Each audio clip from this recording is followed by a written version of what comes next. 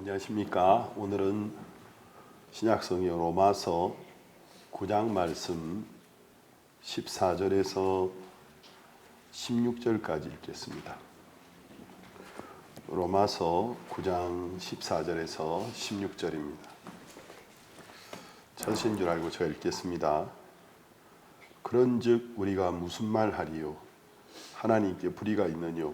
그럴 수 없느니라. 모세에게 이르시되 내가 긍휼히 여길 자를 긍휼히 여기고 불쌍히 여길 자를 불쌍히 여기리라 하셨으니 그런즉 원하는 자로 말미암음도 아니요 다른 박질하는 자로 말미암음도 아니요 오직 긍휼히 여기시는 하나님으로 말미암으니라. 16절까지 읽었습니다. 제가 구원함을 받기 전에 제 마음속에 이렇게 질문들이 있었습니다. 그 중에 하나가 하나님이 만일 계시다면, 제가 이제 나이가 좀 어렸지만 생각을 해보니까 하나님이 계신 것 같았어요. 제가 이렇게 감사한 게 중학교 입학하고 아마 1학년 때 생물 선생님이 생물 시간에 들어오셔서 그 진화론에 관해서 이제 가르치는 시간이 됐는데 뭐라고 이야기하셨냐면, 나는 여러분들에게 한 가지의 이론을 이야기하고 싶지 않습니다. 교과서에는 물론 진화론이 적혀 있지만 두 가지 창조론이 있다라는 걸 제가 여러분에게 이야기하고 싶습니다. 하나는 기독교 신앙인들이 하는 이야기인데, 하나님이 계셔서 하나님이 천지를 창조하셨다라는 이론이 있고, 또 하나는 찰스 다윈으로부터 시작된 진화론이라는, 인간은 진화가 자연적으로 발생해서 진화가 되어졌다라는 것이 있습니다. 여러분이 이 둘 중에 무엇을 믿든지 그건 여러분의 선택이고, 나는 여러분들에게 한 가지를 강요하고 싶지 않습니다. 그게 이제 제가 세월이 지나고나 생각하니까 고마웠던 거더라고요. 선생님이 그냥 이 세상에 진화론이 있다 하고 한 가지만 이야기했더라면 아마 한쪽으로 좀 치우쳐질 확률이 컸을 것 같은데, 선생님이 이제 그렇게 이야기하시면서 우리에게 두 가지가 있다. 그러나 진화론도 많은 허점이 있고 모순이 있다. 또 이제 진화론자들이 보는 관점에서는 이제 창조론은 하나님을 믿는 믿음을 가져야만 가능한 거기 때문에 믿음을 빼고 생각하면 너무 허황된 거라고 이야기하기도 한다. 그래서 이제 제가 그게 지금도 기억나는 걸 보면 제게 굉장히 인상 깊은 장면이었습니다. 그 이후에 제가 이제 이 주제에 대해서 생각을 하게 됐는데, 제일 중요한 게 하나님을 믿는 것도 자기 인생을 귀중히 여기는 마음이 있어야 하나님을 믿을 수 있는 길로 가게 되더라는 것입니다. 저는 이제 모든 사람이 그렇겠지만 인생을 허비하고 싶지 않았습니다. 그래서 이제 아버지, 어머니를 이렇게 보면서 인생을 이렇게 성공적으로 잘 살았다라는 생각보다는 인생에 대한 굉장히 많은 후회와 또 슬픔, 원한이 있는 걸 제가 봤기 때문에 나는 내가 인생을 산다면 저렇게 살고 싶지는 않아. 그런 생각이 이제 제 마음속에 상대적으로 거의 강박관념처럼 형성되어졌습니다. 내가 이제 인생을 어떻게 살아야 되지? 이제 그래서 이제 등하굣길에 이제 버스를 타면 그 출퇴근길이잖아요. 그때 이제 회사에 출근하는 사람들, 또 해질녘에 퇴근하는 사람들 보면 굉장히 피곤하더라고요. 그 안에 기뻐하는 사람들 거의 보기 힘들었고, 그냥 산송장이다 말하는 표현이 맞을 정도로 눈을 뜨고 어떻게 씻고 옷을 입고 출근한다고 차를 타긴 탔는데 너무 피곤에 찌들려 있는 모습, 대부분이 졸면서 출근을 하고, 또 깨어있는 사람들은 그냥 라디오 스피커에서 라디오 듣고 또 해질녘에 그 똑같은 모습으로 돌아오는 것. 근데 이제 제가 타고 있는 버스만 그런 게 아니고 버스들이 마주칠 때, 옆으로 지나갈 때, 신호등에 걸렸을 때 그 차 안에 타고 있는 사람들이 다 똑같더라고요. 그러면서 제 마음속에 많이 이렇게 사는 것이 인생이라면 좀 더 사는 게 과연 의미가 있을까? 이런 상태로 10년 더 사는 게 의미가 있나? 20년, 30년 사는 게 의미가 있나? 굉장히 제 마음속에 나이가 어렸지만 너무 허무하게 느껴졌습니다. 너무 의미 없는 것들을 반복하고 있다라는 느낌이었습니다. 그래서 그때 이제 내가 인생을 사는 건지 그냥 인생이 나를 떠밀어 가는 건지 이런 표현들을 했었는데 또 이제 뭐 한두 번 이제 뭐 형 누나하고 막 농담할 때 살기 위해 먹는 건지 먹기 위해 사는 건지 이런 아주 이제 근원적인 질문인데 답이 안 나와요.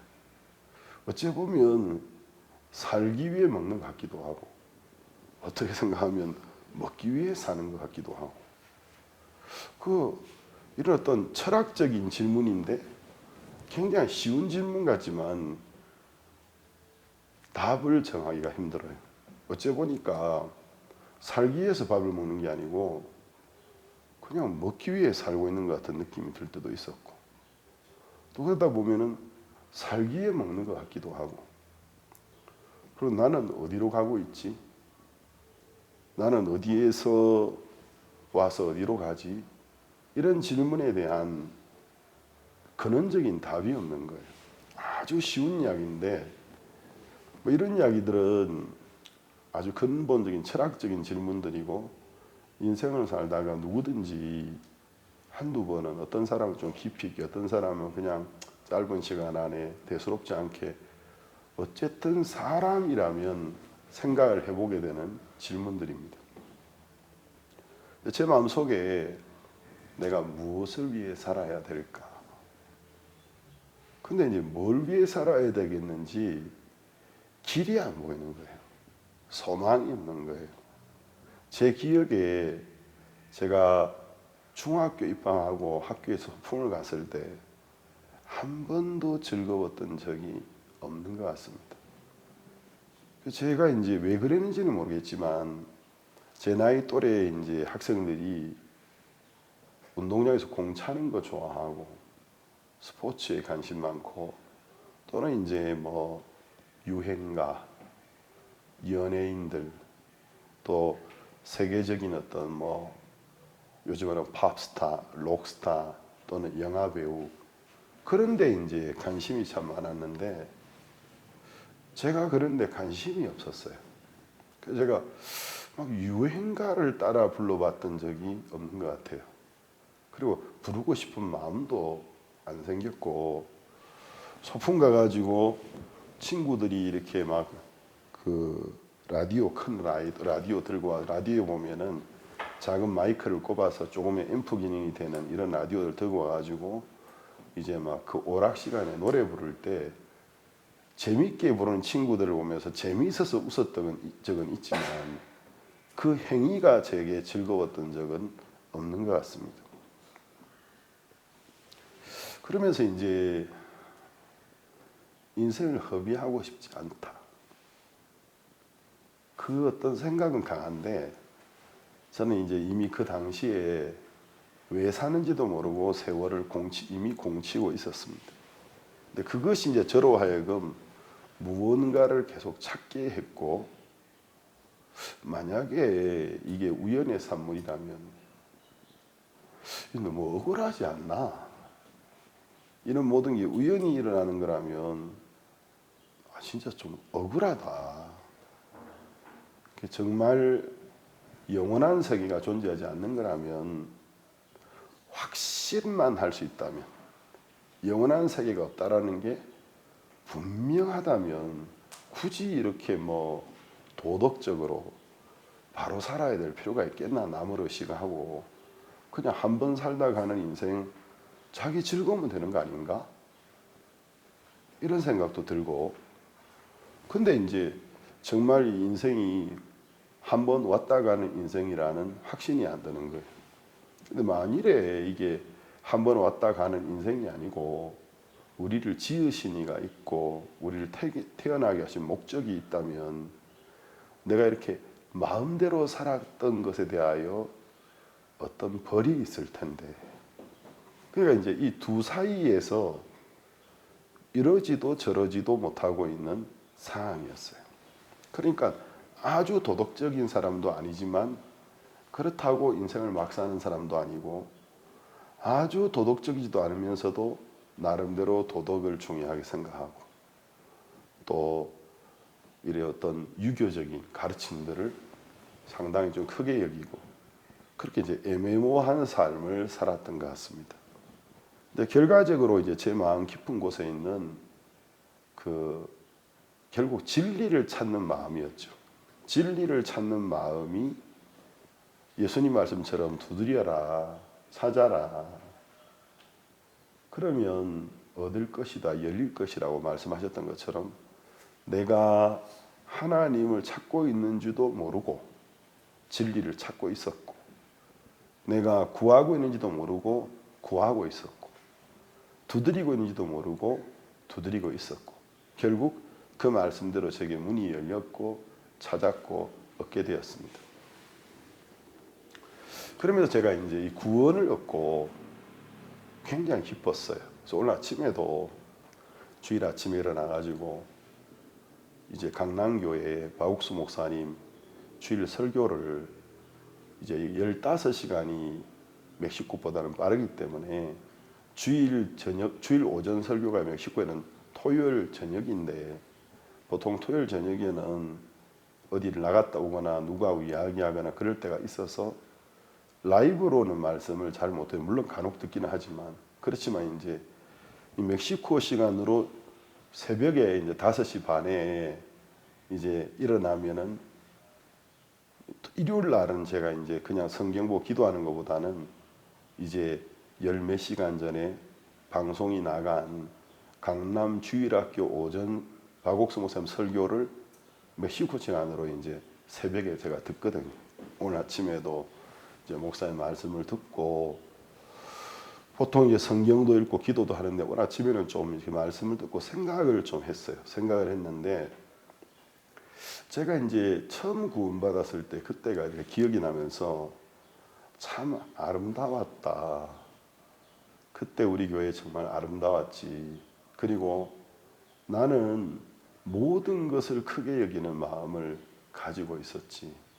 내 마음에 예배에 참석하는 거 하나도 너무 크게 느껴졌고, 그리고 예배나 또 무슨 모임에서 목사님이 성경을 가르치는 것을 듣는 것도 굉장히 크게 여겼었고, 그러니까 내가 작았더라는 거죠. 모든 것 앞에 작았고, 내가 작으니까 내 주변이 다 크게 느껴졌기 때문에 모든 것이 고맙고 감사했던 기억이 나면서,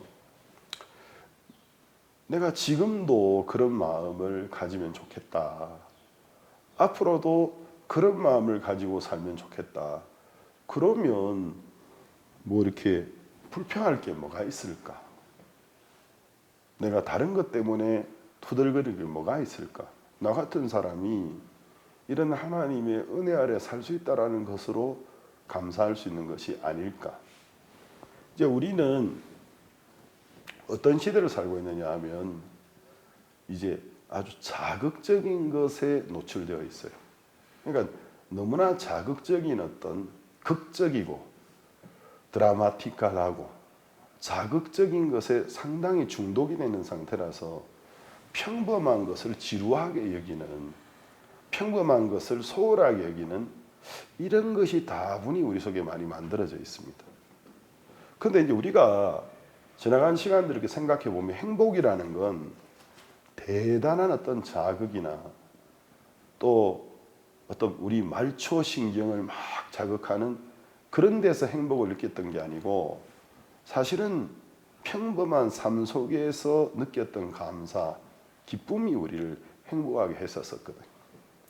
근데 이제 우리가 이제 이 세월의 이 흐름 앞에 매스컴이나 언론이나 자극적인 것에 우리가 너무 이제 노출돼 있다 보니까 이제 우리가 뭔가 이렇게 평범한 것에 만족하지 못하고 뭔가 대단한 것을 자꾸 추구하는, 마치 뭐 알코올 중독자들, 또 중남에는 마약 중독자들이 많은데 마약 중독자들이 더 큰 기쁨, 더 큰 어떤 쾌락, 향락, 더 큰 어떤 항월경, 이런 것들을 찾으면서 정상적이지 않는 마약 성분을 찾는 것처럼 우리가 마약을 안 하는지는 몰라도 마약과 비슷한 어떤 그런 효과에 대하여 우리가 상당히 중독되어 살고 있는 건 사실이라는 거죠.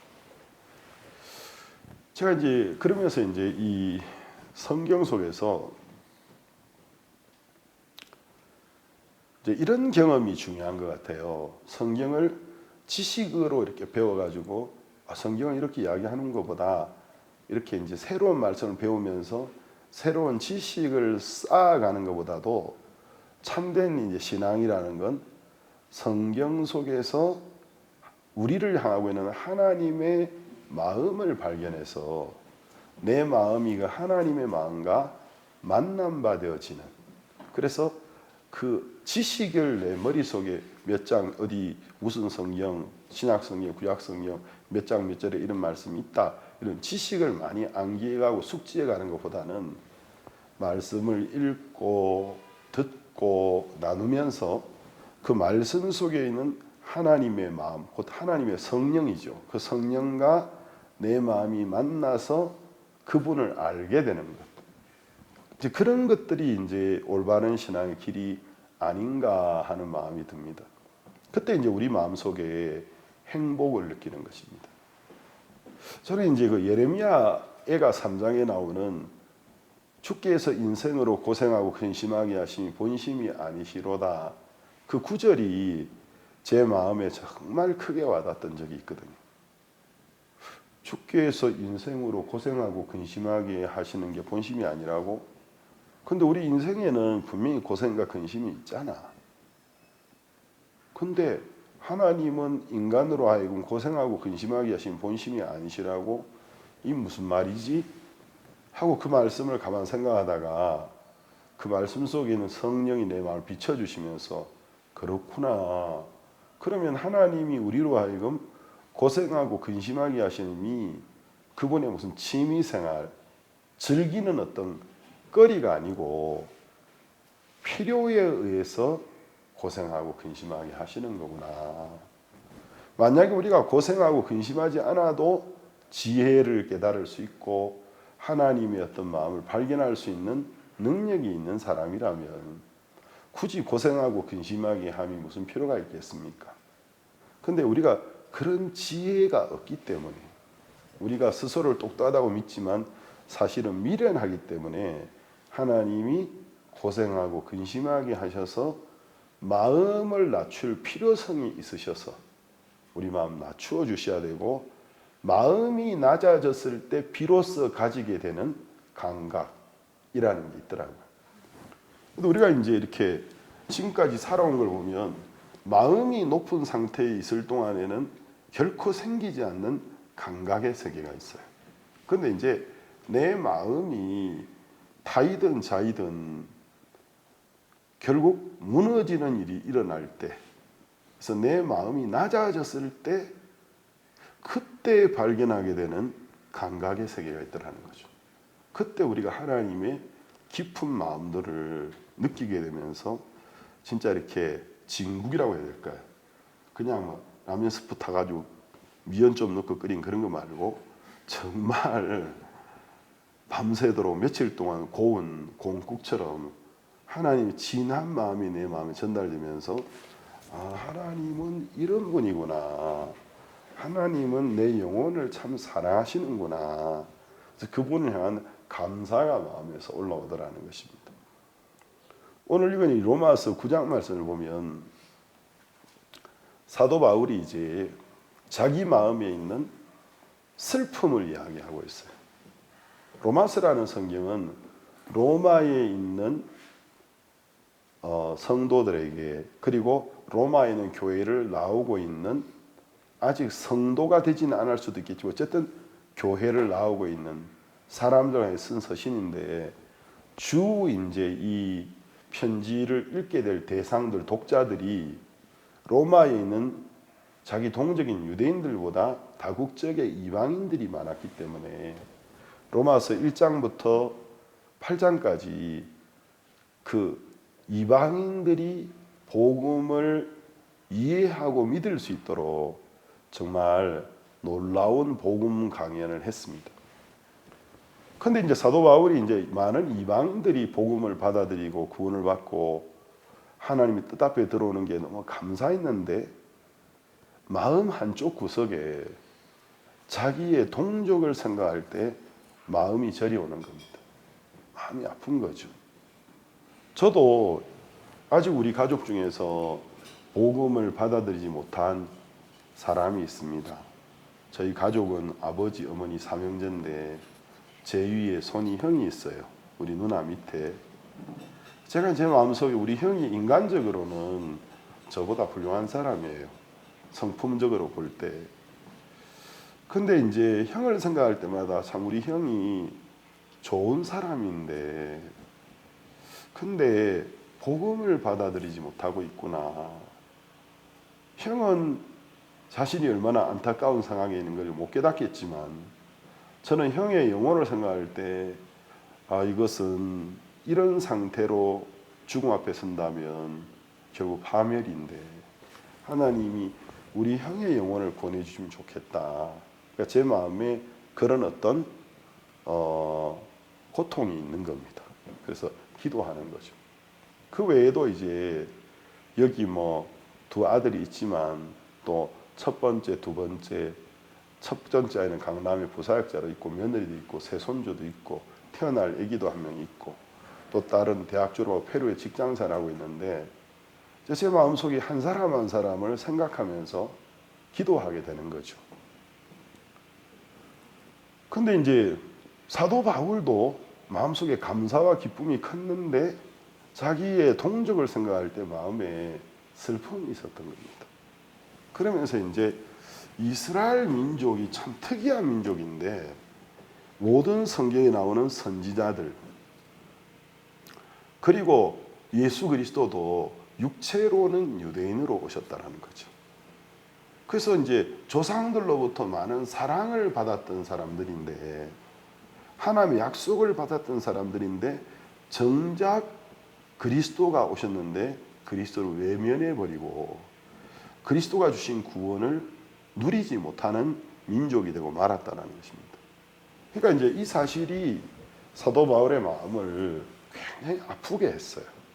그래서 이제 9장 1절부터 보면 할 수만 내가 있다면 내가 차라리 화를 당하고, 그런 이야기가 나옵니다. 주 1장에서 보면은 내 마음에 고통이 있는데 차라리 내가 저주를 받게 될지라도 진짜 나의 모든 이 친족들, 동족들이 구원을 받으면 좋겠다. 그래서 이제 4절에 보면은 저희에게는 양자됨과 영광과 언약들과 율법을 세우신 것과 예배와 약속들이 있고 조상들도 다 그들의 조상들이었고 그리스도도 육신으로는 그들 가운데 났는데 중요한 건 이들이 은혜를 입고 있지 못하다라는 것입니다.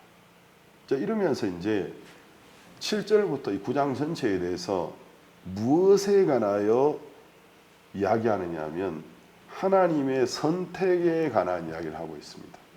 하나님은 누구를 선택하시나?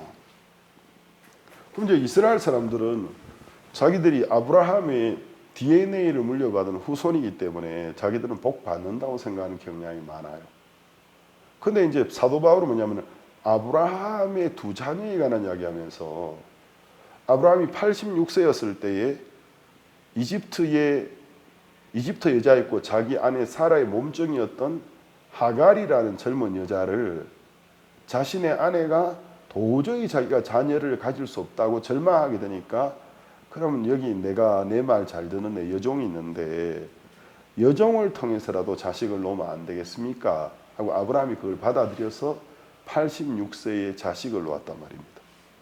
근데 이제 이스마엘이라는 자식인데 이 씨는 이제 약속으로 말미암았다, 믿음으로 말미암았다 할 수가 없죠. 인간의 행위였습니다. 근데 그로부터 14년이 지나고 나서 하나님의 약속대로 자기 아내 사라를 통해서 이삭이 태어났어요. 그러면 사라 입장에서 이스마엘은 자기 아들이 아니죠. 그렇지만 아브라함의 입장에서는 이스마엘이든 이삭이든 다 자기 씨를 받은 자식이기 때문에 자손이었는데 하나님이 아브라함과 이스마엘에 관해서 이야기할 때 단 한 번도 네 아들 이스마엘이라고 말씀하지 않으셨습니다. 계집종의 여종의 아들, 계집종의 아들이라고 이야기했습니다. 하나님은 아브라함의 육체의 행위로 난 사람을 약속의 자녀로 인정해 주지 않으셨습니다. 약속으로 난 자만 자녀로 인정했죠. 그러니까 하나님은 이제 네 몸에서 너의 DNA를 받은 자라고 해서 난 너의 자녀로 보지 않는다. 네가 나를 믿는 믿음을 가졌던 것처럼 약속으로 말미암은 자라야 너의 자식이라고 이야기했습니다. 그럼 이 이야기는 결국 이스라엘을 빗대어서 이야기하는 거죠. 이스라엘이 육신적으로는 유전인자적으로는 아브라함의 아들이 맞아요. 그렇지만 하나님은 나는 그런 생각 안 한다. 아브라함이 믿음을 가졌던 것처럼 약속을 믿는 믿음을 가져야 나는 너의 아들로 인정한다. 그리고 이제 아브라함 대만 그런 게 아니고 아브라함의 아들 약속의 자손 이삭이 있었습니다. 근데 이삭이 하나님을 믿는 믿음으로 결혼했어요. 리브가라는 여자하고. 그러니까 이제 리브가는 사실 이삭에게는 자기 이종 사촌이었습니다. 근데 이제 모세 율법 이전의 시대에는 근친끼리 한 사촌 정도까지는 결혼을 했었어요. 모세의 율법이 내려오면서 하나님이 법으로 금지했는데, 그래서 이제 이삭은 그냥 자기 스타일에 맞는 사람 찾아가지고 자기 원함으로 결혼한 것도 아니고 하나님을 믿는 약속으로 아버지가 이끌어주는 대로 믿음으로 리브가와 결혼했는데, 이제 자기 아내가 임신을 했는데 쌍둥이를 임신한 겁니다. 근데 이제 뱃속에서부터 아이들이 심하게 싸우는데, 이제 이 태어나서 보니까 첫째는 이제 이 스페인어 성에 루비오, 금발이라고 되어 있습니다. 희고 머리도 금발이고 온몸에 털이 굉장히 많았어요. 근데 털이 보통 많은 정도가 아니고 무슨 이렇게 뭐 털 외투 같은 걸 입혀놓은 것처럼 그 정도로 털이 많았습니다. 그리고 애가 아주 튼튼했어요. 근데 야곱은 날 때 이제 난산인 거죠. 왜냐하면 형이 나오면서 형의 발꿈치를 손으로 잡은 상태로 끌려 나왔기 때문에 이게 이제 어머니로 보면은 위험한 난산이었습니다. 머리가 먼저 나온 게 아니고 팔이 나왔기 때문에. 근데 어쨌든 간에 이제 형의 발꿈치를 이렇게 잡고 있었기 때문에 덩달아 이제 이렇게 나오게 됐는데, 요즘 말로 하면 이제 일란성 쌍둥이가 아니고 이란성입니다. 쌍둥이는 쌍둥이인데 너무 특징이 달라요. 형은 아주 튼튼하고 잘생겼고 동생은 형에 못 미치고 몸에 털도 없고 엄청 약한 거죠. 근데 이 두 아이가 이제 뱃속에 잉태되었을 때 하나님의 말씀이 나타났는데, 이제 리브가에게 네 뱃속에 두 백성이 있다. 단순하게 두 아들이 아니고 두 부류의 사람을 대표하는 사람이 들어있다. 근데 하나가 다른 하나보다 더 강할 거다. 근데 이제 결론적으로 무슨 이야기를 하시냐? 그러나 큰 자가 어린 자를 섬기리라. 그러니까 이제 뱃속에 있는 아이들이 무슨 선과 악을 행할 수 있는 조건을 갖추기 전에 하나님의 선택하심이 나타났는데, 어린 자, 약한 자가 섬김을 받게 될 것이다.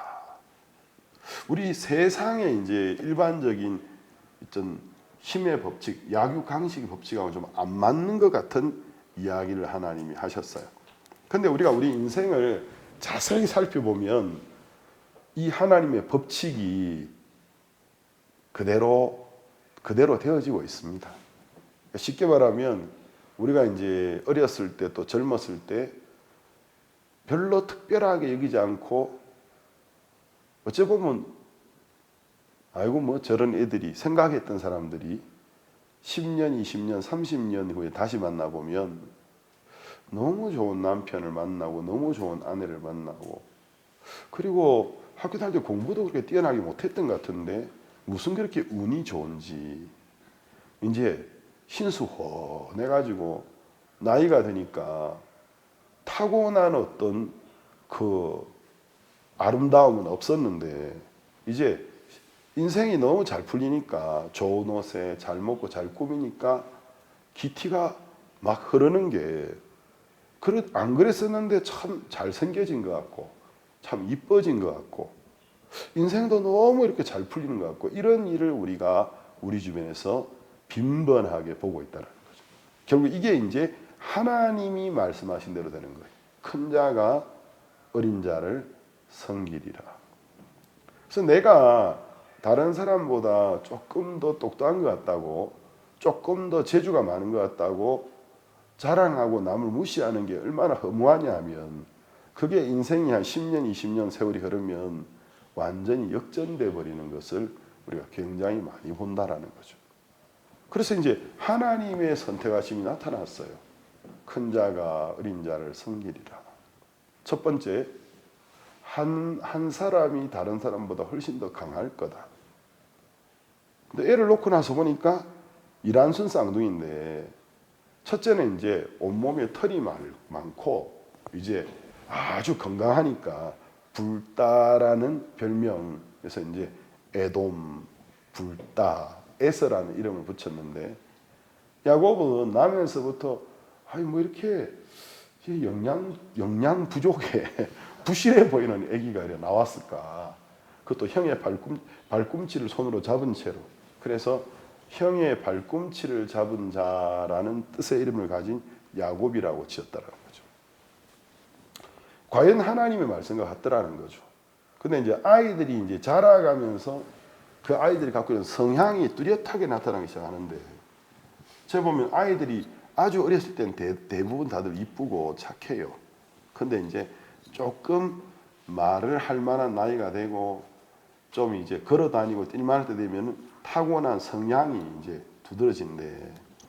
여기 이제 우리 전영민 전도사 아들 은호가 있는데 너무 착하더라고요. 그래서 야, 얘가 참 착하다, 성품이 좋고 그렇게 믿었었는데 그런데 이제 아이가 이제 말을 좀 더 잘하게 되고 지 의사표현을 잘하게 되니까 얼마나 땡깡을 막 피우는지. 그래서 이 자식 봐라 이거 가지고 무서운 사람이 없구만.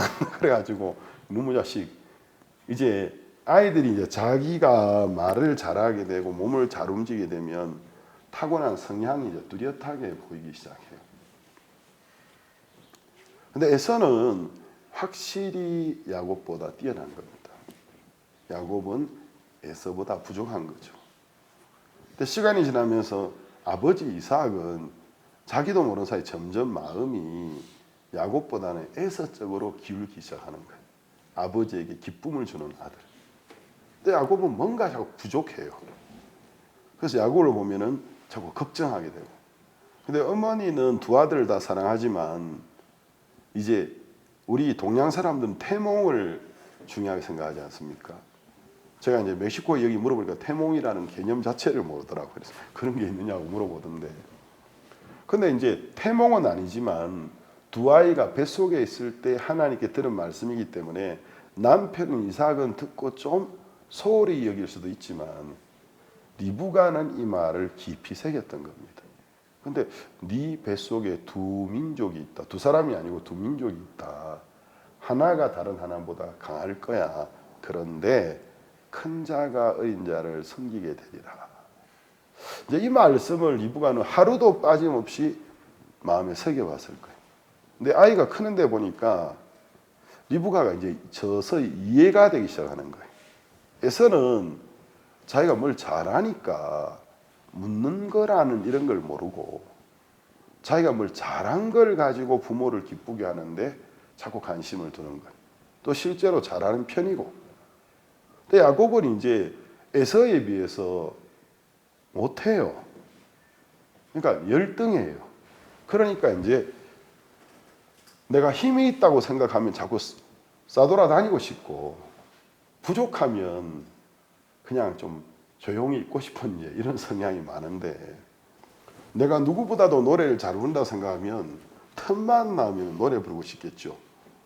그 사람들 좀 모이면 앞에 나가서 노래 한번 불러주고 싶고 그래 내가 다른 사람보다 싸움을 잘한다고 생각되면 어디 싸움거리 없나 맨날 싸움거리 찾으면서 없는 싸움거리도 만들어서 내가 힘센 거 보여주고 싶고 내가 다른 사람보다 무슨 그림을 잘 그리나 글씨를 이쁘게 쓴다면 어디 그림 그릴 기회 없나 글 쓰는 거 보여줄 기회 없나 이게 우리의 본성이지 않습니까? 그러니까 내가 뭘 잘한다고 생각이 되면 어느 구석에 딱 처박혀 있는 게 아니고 많은 사람 앞에 돌아다니면서 보여주고 싶은 것이 본성적으로 올라오는 거예요. 에서는 그런 성향이 강하게 나오는 거예요. 야곱은 자기가 부족하니까 아무래도 이제 집에 아버지 어머니 옆에 가까이 있다 보니까 자이든 타이든 아버지 어머니가 할아버지 아브라함 할머니 사라에 관해서 이야기하는 거나 어떻게 하나님 말씀하셨고 약속을 주셨던 거나 또 자기 아버지 이삭과 어머니 리브가가 어떻게 결혼했고 이런 어떤 이야기들을 들으면서 점점 자기 마음속에 그런 세계를 동경하고 그런 하나님의 은혜를 크게 여기는 마음이 자라가는 겁니다. 그러다 이제 결정적인 사건이 한번 생기는데 어느 날 에서가 이제 사냥을 하러 갔어요. 근데 그날따라 사냥하는데 시간이 좀 많이 걸렸는지 몰라도 사냥물을 잡아왔는지 못 잡았는지는 잘 모르겠어요. 그건 안 적혔기 때문에. 하여튼 집으로 돌아왔는데 엄청 배가 고팠던 겁니다. 근데 그때 마침 동생 야곱이 팥죽을 끓이고 있었어요. 음식이 거의 다 돼가고 있었던 것 같아요.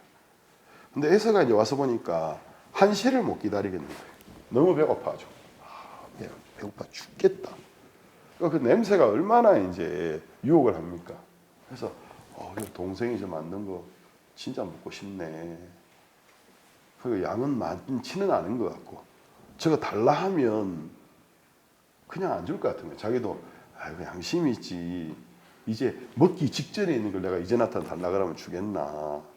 가가지고 야곱아 그거 나한테 팔아라. 그거 나한테 팔아라.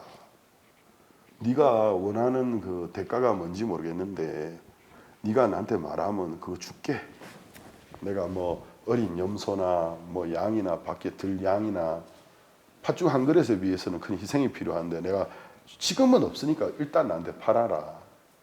그때 야곱이 이제 형을 보면서 이거 나 먹으려고 만들었는데 그러다가 자꾸 팔아를 강요하니까 야곱이 문득 어떤 생각이 드는 거예요.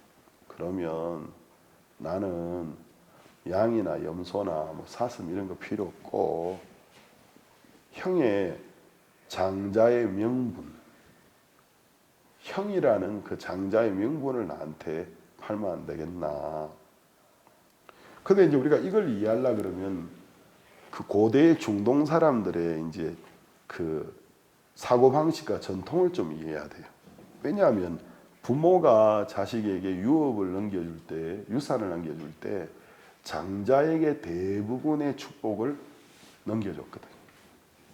그러니까 이제 이 야곱과 에서는 모르겠습니다. 몇 분을 터를 두고 형과 동생으로 낳는지 몇십 분인지 모르겠지만 그러니까 뒤바뀔 수 있었다라는 거죠.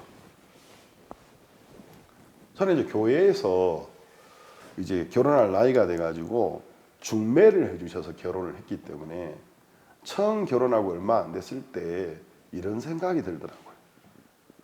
우리가 저하고 이제 비슷한 연배에 결혼했던 비슷한 시기에 결혼했던 전도사님들을 생각할 때 우리가 운명이 다 바뀌었을 수도 있다. 그래서 아내가 바뀌었을 수도 있다 이런 생각이 들더라고요. 왜냐하면 비슷한 나이 또래에 있는 이제 전도사님들을 두고 막 이렇게 그 일에 가난한 축히 사모님들이죠. 나이가 많은 사모님들이 아무개 전도사 이제 나이가 많은데 좋은 아내 있으면 좋겠다. 추천할 사람 없나 하고 막 이렇게 이야기할 때 다른 사람이 처음에 추천됐을 수도 있는 거예요. 근데 이야기가 오가다가 그래도 그 전도사님에게는 이런 자매가 좋지 않을까? 그래서 이제 제가 결혼하고 이제 처음에 얼마 동안은 그 생각이 좀 들었어요. 가끔씩 아내가 바뀌었을 수도 있겠다. 그러니까 그랬더라면 우리 인생이 어떻게 되었을까? 참 그 묘하네. 그러면서 이제 그런 생각을 해본 적이 있는데 아마 어떤 분들 별 쓸데없는 생각을 다 하고 앉아 있네 그래도 저는 그 생각이 들더라고요. 쓸데없는 생각 그 당시에는. 근데 사실은 에서와 야곱이 뒤바뀌었을 수도 있는 겁니다. 근데 이제 이게 사실 어떤 얼마 안 되는 차이를 두고 이제 차서가 장자와 차남, 첫째 아들과 둘째 아들로 구별이 되졌는데 그러면 첫째 아들로 난 것도 사실은 100% 자기 힘으로 난 게 아니고 하나님의 은혜라는 것입니다. 그래서 이제 장자로 태어났다라는 게 하나님의 은혜를 상징하는 이야기입니다.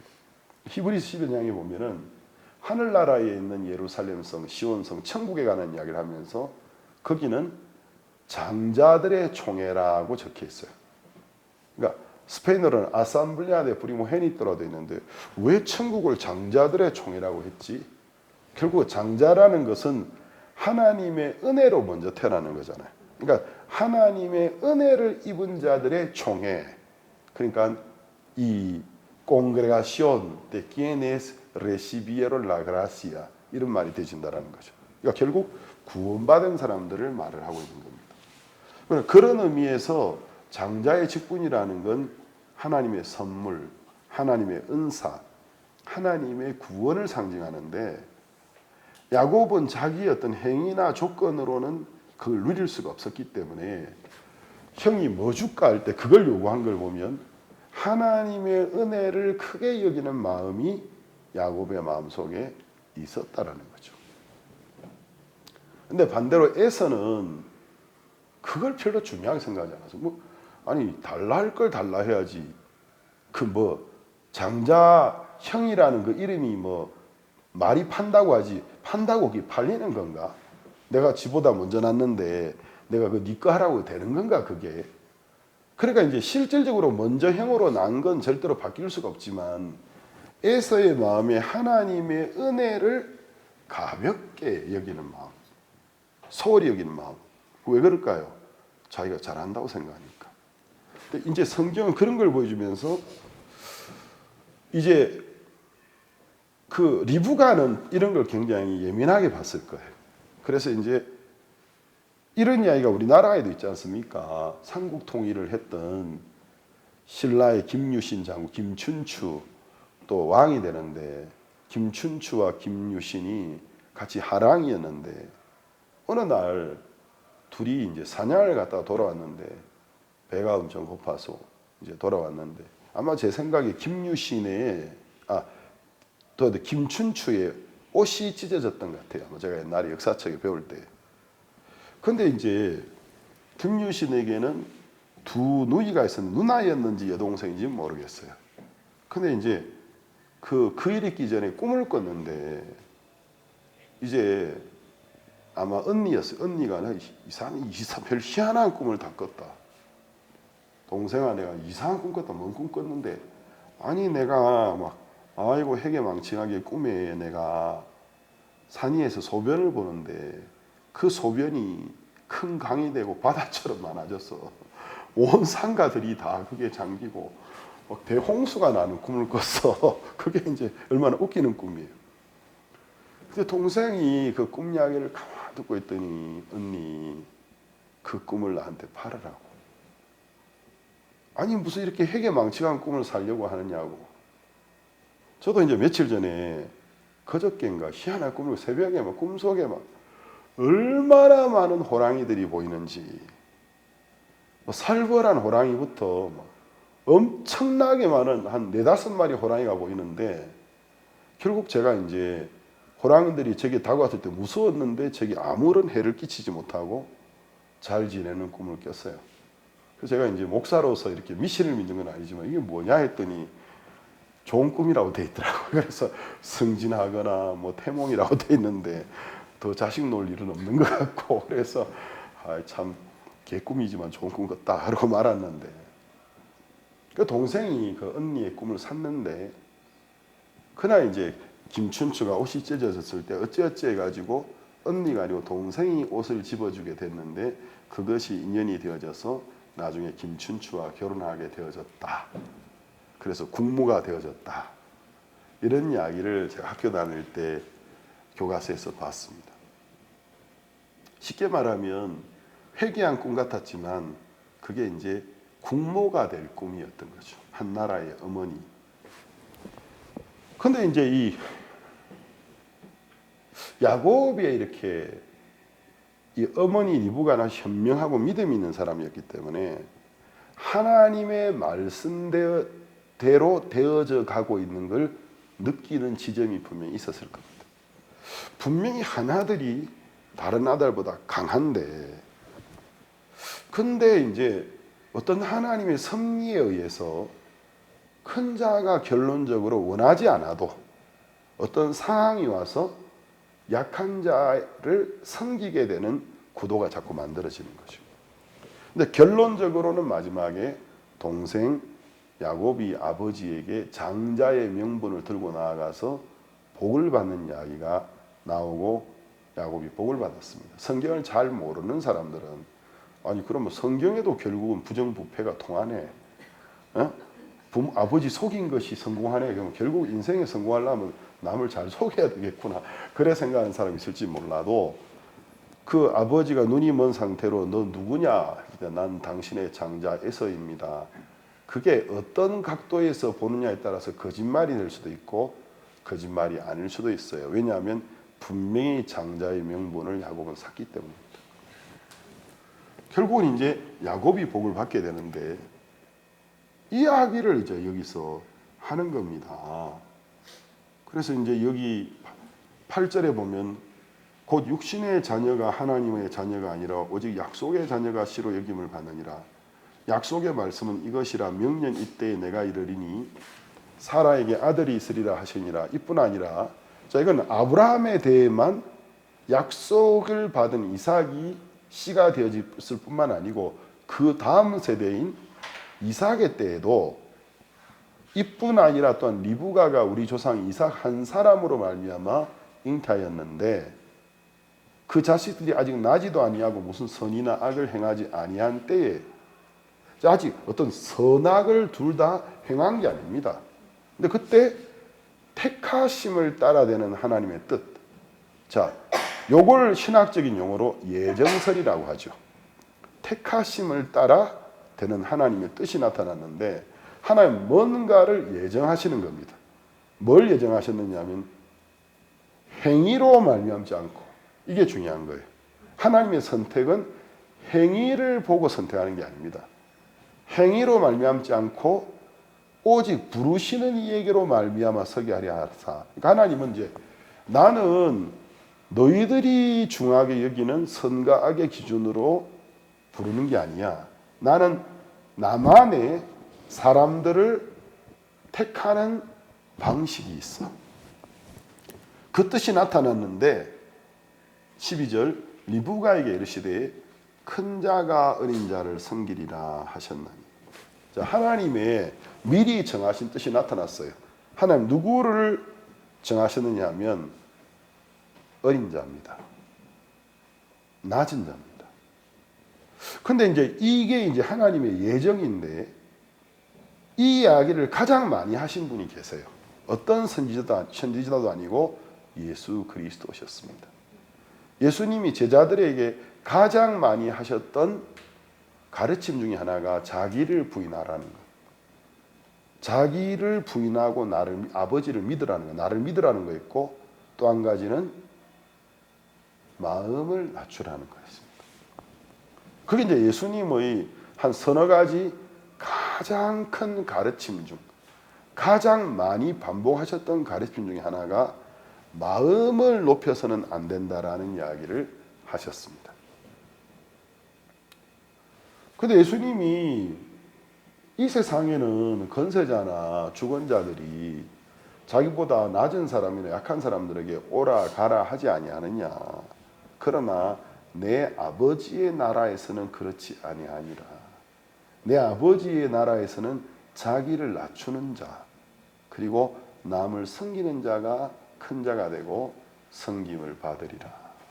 무릇 자기를 높이는 자는 낮아질 것이요 자기를 낮추는 자는 높아지리라. 이게 복음서마다 한 번 말씀하는 게 아니에요. 두세 번씩 여러 장에서 해서 마태, 마가, 누가에 다 나와요. 그럼 이걸 보면은 예수님의 제자들의 기억 속에 예수님이 아주 자주 말씀하셨던 중요한 가르침 중에 하나였다라는 거죠. 그럼 내 마음을 낮춘다라는 것과 믿음을 가지게 되는 건 분명히 어떤 연관이 있어요. 분명히 어떤 연관이 있어요. 그럼 반대로 내 마음을 높이는 것과 불신도 어떤 연관이 있어요. 내가 내 마음을 높이면 남의 말을 첫 번째 안 듣습니다. 믿음은 들으면서 나오는 건데 내가 내 마음이 높으면 내가 다른 사람보다 제일 잘났는데 뭐 때문에 남의 이야기를 듣겠습니까? 그러니까 남의 이야기를 안 듣고 들을 기회가 혹 있어도 무시해버립니다. 저도 이제 교제를 하나님의 말씀인 교제를 받는 사람이기도 하고 하는 사람이기도 하고 해주는 사람이기도 한데 저도 그랬지만 제가 제 주변에 보면 제가 어떤 이야기를 해주면 말을 소홀히 여기는 사람들이 있어요. 나는 절대로 이거 가볍게 말하는 게 아닌데 목에 막 이렇게 고함치고 이런 건 아니지만 내 마음에서는 굉장히 진지하게 하는 이야기인데 중요한 이야기 하는데 듣는 반응을 볼 때 너무 소홀하게 여기는 거예요. 그래서 이 사람이 지금 내가 하는 말이 얼마나 중요한지를 이해를 못하는가 보다. 그래서 내가 내 말 이해돼? 이렇게 물어보거든요. 이해됐는데요. 내가 좀 적어라. 적어놔. 내가 볼 때 이거 내가 볼 때 잘 못 알아듣는 것 같아. 이거 적어놔. 내 말 잘 생각해봐. 예, 알겠습니다. 그래 주고도 보면 적으라 하니까 적긴 적지만 아마 혼자 있을 때 절대로 펴서 다시 읽지 않을 거예요. 그러니까 일단 자기가 잘하고 있다고 믿는 사람은 절대로 남의 이야기를 듣지 않고 들을 기회가 있어도 건성으로 듣습니다. 그러나 내가 부족한 걸 깨달은 사람은 다른 사람이 이야기할 때 귀를 기울입니다. 그래서 귀를 기울이다 보니까 내가 모르던 것, 안다고 생각했는데 잘 몰랐던 것 이런 게 딱 명확하게 할 때 그렇구나 하고 마음에 새기고 또 그걸 잊어버릴까 봐 적어놓기도 합니다. 그리고 이제 그걸 또 보고 하다 보면 마음에 믿음이 생겨요. 그래서 믿음은 들으면서 나는데 내가 마음을 높이면 첫 번째 남의 이야기를 안 듣고 들을 기회가 생겨도 건성으로 듣고 믿지를 못합니다. 그래서 교만은 불신과 아주 이렇게 밀접한 관계를 갖고 있어요. 근데 마음을 낮추는 건 믿음과 반대로 상대적인 밀접한 관계를 가지고 있어요. 예수님은 아마 이걸 우리보다 가장 잘 아는 분이기 때문에 네가 너를 높이면 너는 낮아지게 된다. 네가 너를 낮추면 높아지리라. 네가 대접받는 사람이 되려고 하면 너는 낮춤을 당하게 된다. 네가 섬기려는 마음을 가지면 네가 높음을 받게 될 것이다. 이 말씀은 예수님이 이 말씀을 하시고 난 이후에 이 지난 2000년 동안 그 누구도 거역할 수 없었던 바꿀 수 없는 절대 불변의 진리입니다. 그럼 이 주님의 말씀을 기준으로 해서 우리 주변을 보면 결국 주님이 높여주시는 분들은 잘하는 사람들이 아니고 우리보다 낮은 분들입니다. 우리보다 겸손한 분들이고 내가 그분을 섬기는 것보다도 나를 더 섬기는 분들이 있다. 근데 반대로 내가 이제 뻣뻣하고 말은 그리 안 해도 잘났다고 생각하면 나는 대접받고 싶고 섬김받고 싶고 높임받고 싶는데 인생이 나를 그냥 안 내버려둬요. 인생이 엄청난 힘으로 내게 와서 뻣뻣한 내 허리와 무릎을 꺾어버리면서 목도 꺾으면서 원하지 않는 누군가에게 내가 굴복하도록 나를 만들어가는 것을 보게 되는 것입니다. 여기 이제 하나님의 선택이 나타났어요. 그러면 우리 이런 생각 해봐야죠. 만약에 이제 에서가 처음에는 야곱 엄청 무시했거든요.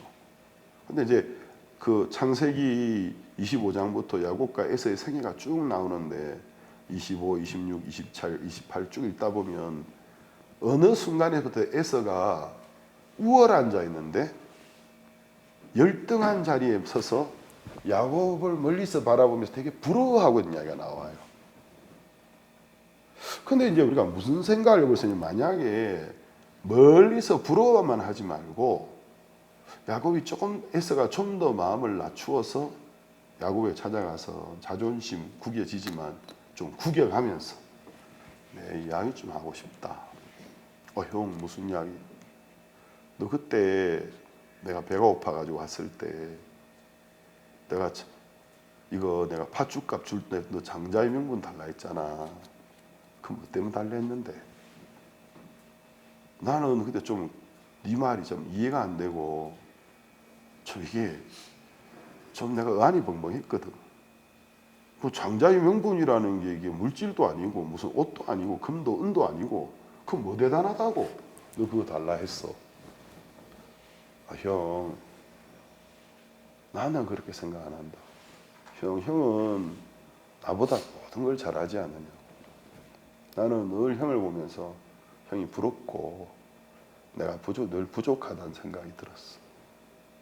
근데 형하고 나는 쌍둥이인데 형도 잘 알다시피 우리 사회에서는 장자가 아버지의 모든 대부분의 유산과 복을 받게 돼 있는데 우리가 쌍둥이였는데 형이 형으로 낳았던 건 형의 힘이 아니고 하나님이 은혜를 베푸신 거잖아. 나는 내가 너무 부족하기 때문에 형에게 하나님이 은혜를 베푸셨던 그 은혜가 나는 너무 사모가 되었거든. 그래서 형의 장자의 명분을 사고 싶다고 이야기했던 거야. 야, 네가 진짜 그런 마음으로 생각했었냐? 나는 한 번도 그런 생각 못 해봤다. 너는 어떻게 그런 생각을 해봤냐? 나 잘 모르겠어요. 내가 뭐 그런 생각 하려고 한 게 아니라 나는 그냥 저절로 그런 생각이 들었어. 부족하고 못난 자만이 가지게 되는 마음이 있거든. 그래서 야, 너 그리고 내가 여기 가나안의 여자들하고 두 여자와 결혼한 것 때문에 부모님이 되게 속상해하는 거 나도 아는데 야, 야곱아 우리 형제잖아. 너 크면서 볼 때 너 한때 왜 우리 이웃 중에 아무개 멀리 쳐다보고 이뻐하고 했잖아. 야, 가나안에도 못된 여자들만 있는 거 아니야. 여기도 하나님을 몰라서 그렇지 다른 신들을 섬겨서 그렇지 여기도 착한 아가씨들 이쁜 아가씨들 많는데 예를 들자면 너 학교 다닐 때 아무개 되게 좋아했었잖아. 졸졸 따라다녔잖아. 그렇지. 근데 너는 왜 네 마음에 좋은 사람과 결혼할 생각 안 하고 얼굴도 본 적이 없는 우리 이종 사촌이긴 하지만 바단 아람에 있는 삼촌 라반의 딸들 우리 사촌인데 우리는 본 적도 없잖아. 그들하고 아버지 어머니가 결혼하라 할 때 넌 선뜻 결혼한다고 했잖아. 너 어떻게 그렇게 할 수 있었어? 아, 그게 아니고 우리 아버지 어머니 어떻게 결혼하셨어? 하나님 있는 믿음으로 이렇게 하나님께 축복하셨잖아. 우리 할아버지 할머니가 아기 못 낳아가지고 어려울 때 우리 할머니가 이집트에서 데려온 그 하갈 건강하고 이쁘고 소개했잖아. 할아버지 그래서 그걸 받았잖아. 근데 그 결과가 어떻게 되었어? 결국 하나님의 약속대로 하나님 하셨잖아. 나는 그 하나님을 복을 받고 하나님의 복을 받고 싶었어. 이랬더라면 에서의 이야기가 분명히 달라졌을 것입니다. 그럼 에서가 몸으로는 장자의 명물을 갖고 났지만 마음이 무너지면서 낮은 자가 되어졌더라면 저주에서 벗어났을 것입니다. 큰 자가 낮은 자를 섬기리라. 근데 이제 에서는 죽었다 깨나도 그걸 못하더라고요. 부러워하고 지 나름대로 흉내를 낸다고 내는 게 아버지 어머니 더 마음 상하게 하는 짓들만 하지 마음 낮추는 걸 못하더라는 것이죠. 근데 하나님이 이제 13절에 보면 기록된 바 내가 야곱은 사랑하고 에서는 미워하였다 하신 것 같으니라. 이게 이제 어디 나오는 이야기냐면 구약 성경의 마지막 성경인 말라기 1장 1절에서 5절까지 나오는 이야기입니다. 그 말라기 선지자는 이 말라크라는 말은 히브리어 천사거든요. 그 뜻은 사자라는 말인데, 그럼 말라기는 나의 사자라는 뜻을 가지고 있습니다. 하나님이 말라기라는 선지자를 세워서 그때는 이제 다윗의 통일왕국이었던 이스라엘이 율법을 지키지 못해서 나누어졌는데 먼저 이스라엘 왕국이 아시리아에서 멸망하고 그 다음은 유다 왕국이 바벨론에서 멸망하고 난 다음인데 그때 하나님이 말라기를 통해서 말하기를 내가 너희를 사랑하였다 하니까 이제 이스라엘 백성들이 뭐 우리를 사랑했다고? 언제 사랑했는데? 이게 사랑이에요? 이스라엘 왕국 망하고 유다 왕국 많은 게 안 도와주고 쫄딱 망하게 하는 게 사랑이에요? 하고 그들이 대답했는 거예요. 그때 하나님이 이제 설명을 해주고 싶은 거예요. 야, 내가 너희들을 저주한 게 아니고 사랑했어. 근데 무슨 놈의 사랑이 이래요? 그래서 하나님이 이제 예를 들어서 이스라엘 사람들이 이해할 수 있도록 설명을 해주는데, 야, 에서가 야곱의 형 아니야? 당연히 맞죠. 근데 내가 야곱은 사랑하고 에서는 미워했다. 이야기를 왜 하느냐 하면 이제 이스라엘 민족을 하나님은 에서에 빗대어서 이야기하는 거예요. 야, 에서가 똑같이 이삭과 리브가의 자식 맞잖아. 야곱뿐만 아니고. 근데 나는 야곱은 사랑하고 에서는 미워했다. 그럼 이스라엘 민족이 그 역사를 잘 알고 있기 때문에 그 히스토리를 이야기하면서 하나님이 무엇을 미워하는지를 설명해 주는 거예요. 에서의 별명이 에돔이거든요. 불다라는 뜻인데 에돔은 어떤 성격을 갖고 있는 사람이냐면 하나님이 우리를 망하게 했다.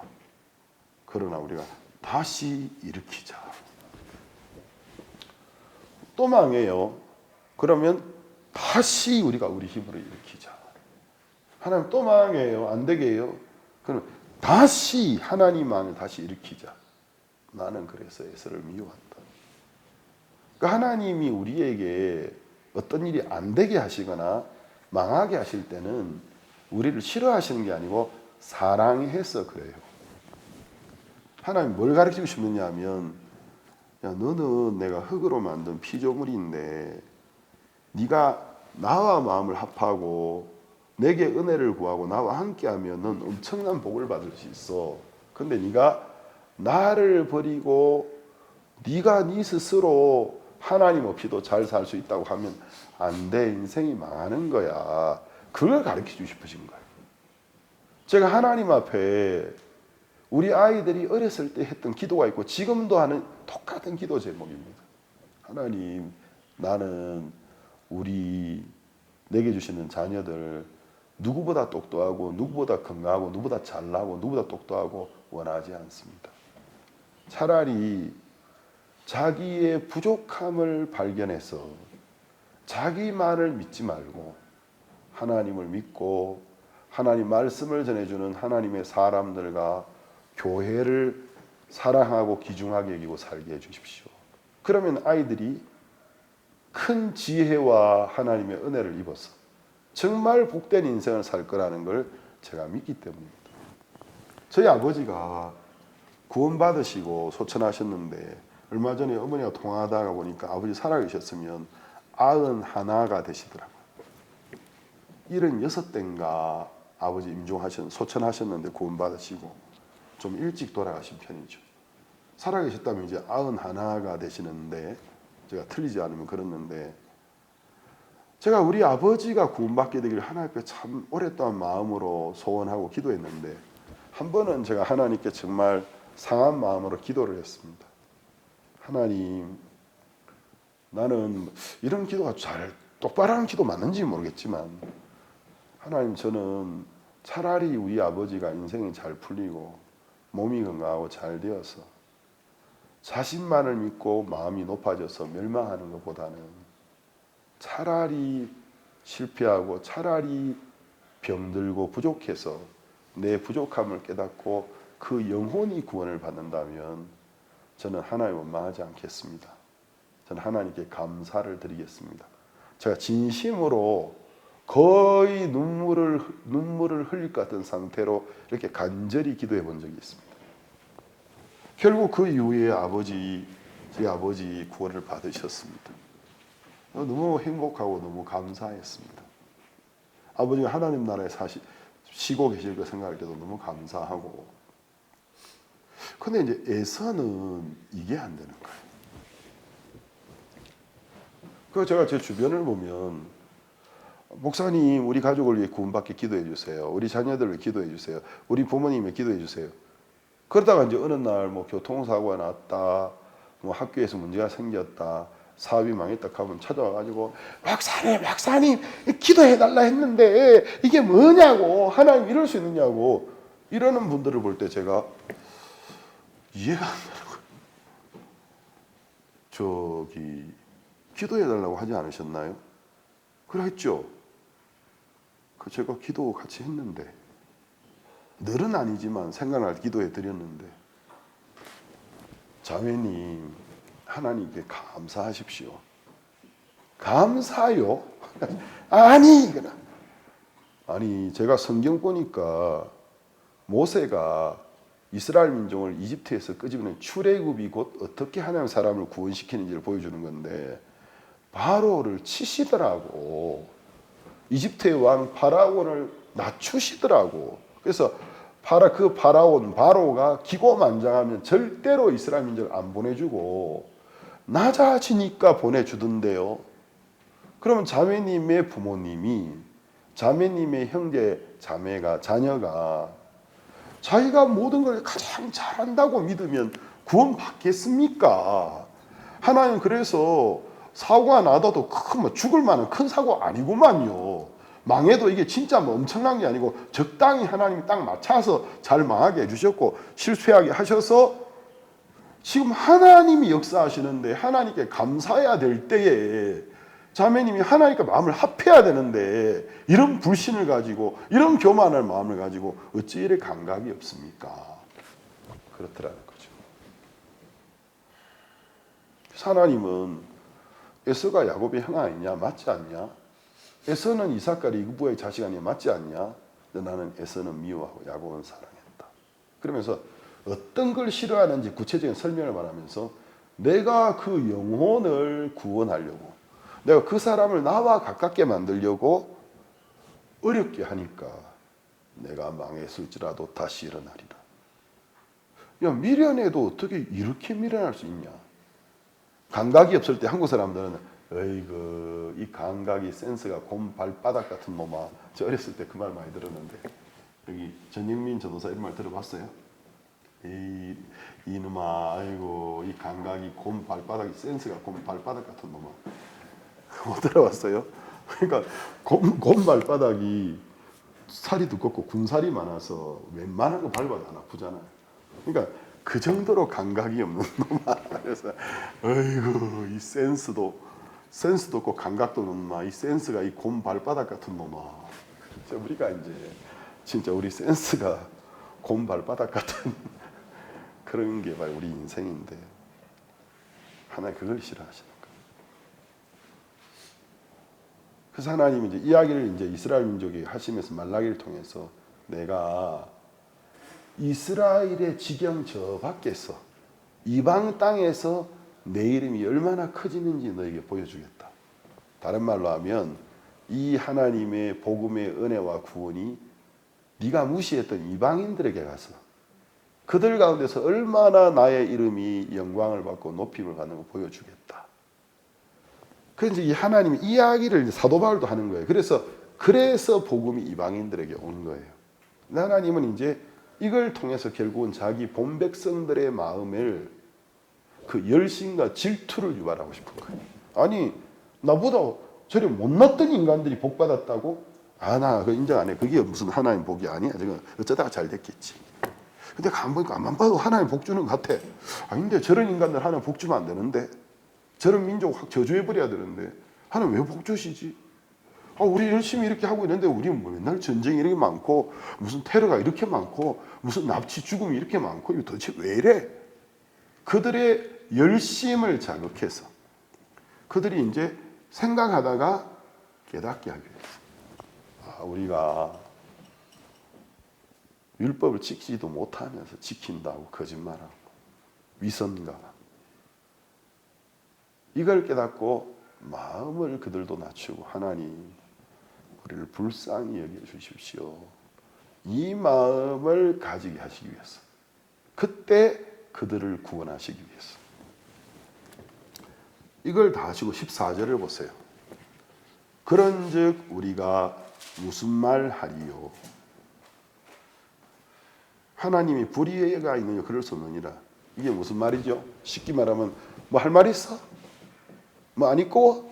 요즘 우리 말로 안 입고? 왜 배가 뒤틀리냐? 그래서 많이 뒤틀려. 네가 뒤틀린다고 하나님 배 안 뒤틀려. 왜 안 입고 더럽고 치사해? 이야기인 거예요. 네가 이해를 하든지 말하든지 이게 하나님 뜻이다. 하나님은 자기의 부족함을 발견하고 깨닫고 받아들이는 자에게 은혜를 베푸는 게 하나님 뜻이라는 거죠.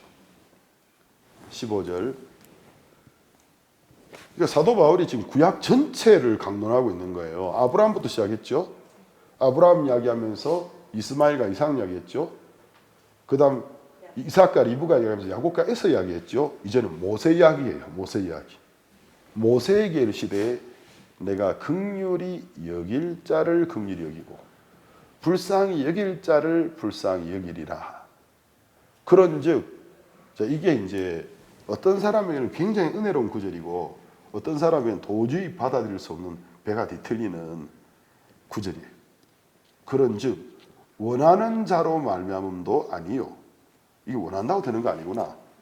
다른 박질하는 자 열심히 애쓴다고 말미암음도 아니요. 오직 불쌍히 여겨주시는 긍휼히 여기시는 하나님으로 말미암음이라. 그 하나님은 이 세상을 우리 어떻게 가르치죠? 네가 열심히 하면 하늘이 널 도울 거야. 하늘은 스스로 돕는 자를 돕는다.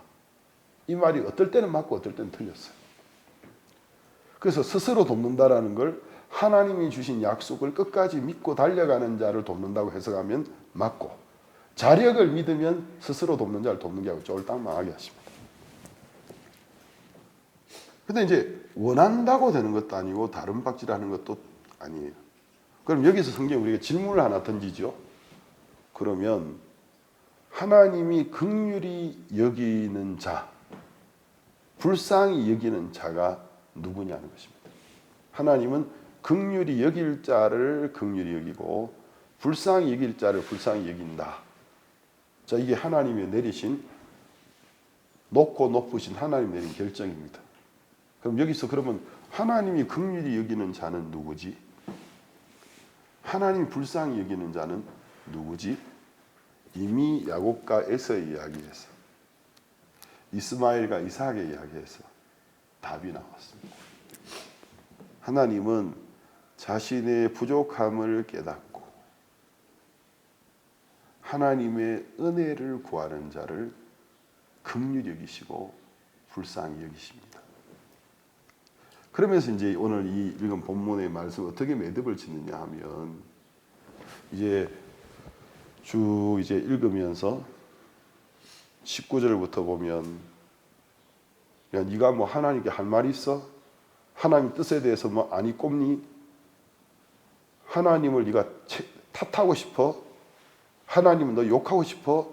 아무 소용이 없어. 20절 이 사람아 네가 네 주제가 과연 네가 누구길래 감히 하나님을 힐문하느냐, 하나님께 대들고 하나님께 반문하느냐. 지음을 받은 물건이 자기를 지은 자가 어째 나를 이같이 만들었냐고 말할 수 있겠느냐 하면서 구약 성경 예레미야 18장 1절에서 10절까지 나오는 사건을 비유를 들어서 이야기해요. 이게 토기장의 비유입니다.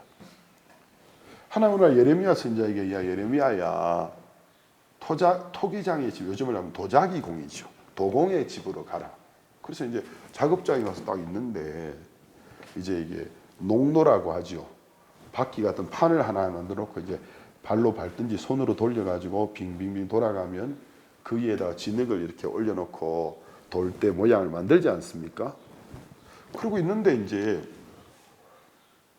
이렇게 이제 예레미야가 이걸 왜 날 보고 하나님 하루 종일 보라 하시지? 하고 보고 있는데 딱 처음에는 보니까 뭔가 이 토기장이가 이렇게 제법 멋있는 귀한 그릇을 만들려고 하고 있는 거예요. 폼이 제법 귀한 거.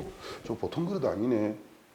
굉장히 이렇게 귀한 그릇 같은데 하고 막 돌리는데 갑자기 이게 돌다가 바퀴가 갑자기 잘못 돌았는지 뭐 진흙 속에 돌이 섞였는지 모르겠지만 모양이 팍 깨져버리는 거예요. 그래서 모양이 막 삐뚤어지니까 이제 이 토기장이가 바퀴를 딱 멈추고는 잠시 딱 보더니 다시 그 뭉개진 그 진흙을 다시 막 이렇게 합쳐가지고 주물럭주물럭 동그랗게 다시 딱 만들더니 다시 돌리면서 아까하고 다른 모양을 만들어 버리는 거예요. 그걸 이제 예레미야가 하루 종일 보고 이 좀 도대체 나를 보고 뭘 보라는 거야. 그러면서 저 도자기 공이 처음에는 어떤 이쁜 그릇을 만들려고 했다가 갑자기 이게 돌다가 뭐가 확 뭉개지니까 평범한 그릇을 만들기도 하는구나. 또 어떤 거는 저거는 아주 평범한 그릇인데 하다 또 탁 뭉개지니까 막 뭉개더니 엄청 좋은 그릇을 만들어 버리는 거예요. 저 도자기 공이 저럴 수 있는 권한이 있는 거구나 이러고 있는데 갑자기 하나님의 말씀이 딱 임하는 거예요. 예레미야야, 내가 이스라엘을 향하여 도자기 공이 진흙을 향해서 하는 것처럼 할 수 없냐? 나 할 수 있다. 난 창조주기 때문에. 그러면서 내가 어떤 나라나 민족을 벌을 주고 그가 행했던 죄악 때문에 벌을 주고 벌을 주고 저주하려고 했다고 예를 들자. 근데 이제 그들이 벌을 받고 저주를 받을 순간이 다가왔는데 돌이키고 그 악에서 떠나고 내게 은혜를 구한다면 내가 내 계획을 바꾸고 그들에게 복과 은혜를 베풀지 아니하겠느냐. 또 예를 들어서 내가 어떤 민족이나 어떤 나라를 복을 주고 은혜를 베풀려고 계획을 세웠다고 치자. 그래서 내가 이제 복을 주고 은혜를 주려고 좀 기다렸는데 거의 이제 복과 은혜를 받을 순간이 다가왔는데 갑자기 이 민족이 나를 향하여 악한 마음을 가지고 내게서 떠나고 악을 행하고 교만이 행할 때에 내가 내 계획을 바꾸어서 저주와 벌을 내릴 수 있지 아니하냐. 하나님이 이제 여기에서 예레미야에게 뭐를 가르쳐 주냐면 하나님은 어떤 분인지를 우리에게 설명하신 거예요. 이 세상에는 종교개혁 이후로 몇 가지 신학적인 그 주의가 있어요. 사상가. 그 중에 하나가 이제 칼빈주의라는 게 있어요. 칼빈주의 5대 강령 해가지고. 또 그 칼빈주의의 약점과 모순점을 지적하면서 칼빈주의를 좀 수정하려고 했던 아르미니안주의가 있어요. 그리고 그로부터 또 백몇십 년 지나서 칼빈주의와 아르미니안주의가 갖고 있는 약점을 더 보완하려고 일어난 게 있는데 그거를 웨슬리안주의라고 합니다. 그럼 이 세 가지는 다 이제 예정설에 관해서 이야기를 하고 있어요. 저는 오늘 여러분들에게 학설을 이야기하고 싶지는 않습니다. 신학적인 교리를 이야기하고 싶지는 않습니다. 무엇이 맞고 무엇이 틀렸다, 무엇이 더 사실, 무엇이 성경과 같다, 그런 이야기는 하고 싶지도 않고 피하고 싶습니다. 그러면 이제 저는 칼빈이 존 칼빈 또는 제이콥 아르미니안 그리고 존 웨슬리 사람을 어떤 중심으로 세우고 싶지 않습니다. 성경만 가지고 우리가 이렇게 보면 하나님은 인간에게 자유의지가 있다 없다 그건 우리끼리 싸우는 거고, 성경을 보면 하나님은 돌이키면 나는 은혜를 베푼다. 그리고 예수님이 회개하라는 이야기를 많이 하셨습니다. 회개하라고 100번 1000번 이야기해도 회개할 수 있는 기능이 우리에게 없다면, 또 성경 로마서 4장 5절에 보면은 하나님의 성령이 너를 회개케 하심을 알지 못하고 라는 구절이 있어요. 요한계시록 3장에 보라 내가 문 밖에 서서 두드리노니, 그러니까 예수님은 성령이 우리 마음 안에 들어오기 전에도 우리 인생의 마음의 문 밖에서 우리 마음의 문을 두드리고 있다고 이야기하고 있습니다. 그래서 성령이 우리의 마음을 두드릴 때에 우리가 마음의 굳은 마음을 버리고 돌이킨다면 은혜를 베푸신다고 이야기하고 있습니다. 저는 그 말씀을 믿습니다. 하나님의 성령이 우리에게 말씀하실 때, 내 마음에 감각하게 해주실 때 내가 내 교만한 마음과 거짓된 마음을 버리고 하나님의 은혜와 긍휼을 구하면 결단코 버리지 않으시고 은혜를 베풀어 주실 줄로 믿습니다. 그래서 오늘 우리는 이 로마서 9장 전체에서 하나님의 선택에 관해서 생각해 보았습니다. 사도 바울의 이야기를 쭉 하면서 9장 끝에 선지자 호세아도 말하기를 25절에 호세아서에 이르기를 9장 25절 내가 내 백성 아닌 자를 내 백성이라 사랑치 아니한 자를 사랑한 자라 부르리라. 너희는 내 백성이 아니라 한 그곳에서 저희가 살아계신 하나님의 아들이라 부름을 얻으리라 한가 같으니라. 27절에는 호세아만 그 말한 건 아니야. 이사야도 그 말을 했어. 이스라엘에 관하여 외치되 이스라엘 무자 소리수가 비록 바다의 모래 같을지라도 다 구원받는 게 아니고 남은 자만 구원을 얻으리니 주께서 땅 위에서 그 말씀을 이루사 필하시고 끝내시라 하셨느니라. 또 이사야가 미리 말한 바 만일 만군의 주께서 우리에게 씨를 남겨두시지 아니하셨다면, 여기 우리는 이스라엘 말이에요. 우리가 소돔과 같이 되고 고모라 같이 다 망했을 것이다. 자, 이런 이야기 하면서 30절 그런즉 우리가 무슨 말하리요 의를 쫓지 아니한 이방인들이 의를 얻었으니 무엇에 난 의라고 되어 있죠? 믿음에서 난 의요. 믿음은 어떻게 가질 수 있죠? 마음을 낮추고 들을 때 얻을 수 있는 겁니다. 의의 법을 쫓아간 이스라엘은 법에 이르지 못하였으니 이유가 뭐죠? 어찌 그러하뇨? 이는 저희가 믿음에 의지하지 않고 뭘 의지했죠? 행위. 그러니까 행위를 의지해서. 그래서 부딪힐 돌에 부딪혔느니라. 기록된 바 보라 내가 부딪히는 돌과 거치는 반석을 시온에 두노니 저를 믿는 자는 부끄러움을 당치 아니하리라 한 것 같아요. 하나님 어떤 사람이 부끄러움을 당하지 않는다 했냐면 열심히 원하는 자, 다른 받길 잘하는 자가 아니고 자기의 부족함을 시인하고 그분이 우리를 위해서 하신 일, 우리의 죄를 다 씻어줬고 지금도 우리를 사랑하시고 우리를 도우시길 원하시는 것을 믿는 자들은 부끄러움을 당하지 않도록 하셨다는 것입니다. 그래서 오늘 우리는 성경이 허락하는 범위 안에서 생각할 때에 누구든지 나를 믿는 자는, 누구든지 믿는 자는 복이 있다 하셨습니다. 그래서 우리가 오늘 주님의 음성을 들을 때, 주의 음성인 것을 깨달을 때 높은 마음을 버리고 하나님의 은혜와 긍휼을, 나의 연약함을 발견하고 하나님의 은혜와 긍휼을 마음에서 구한다면 하나님은 설령 내가 예정되었던 사람이 아니었을지라도 그럼 내가 계획을 바꾸겠다. 너에게 복과 은혜를 내리겠다고 말씀하셨습니다. 그래서 오늘 우리가 이스라엘 살아가면서 결국은 사람과 사람 사이의 문제가 아닙니다. 마지막은 나와 하나님 사이입니다.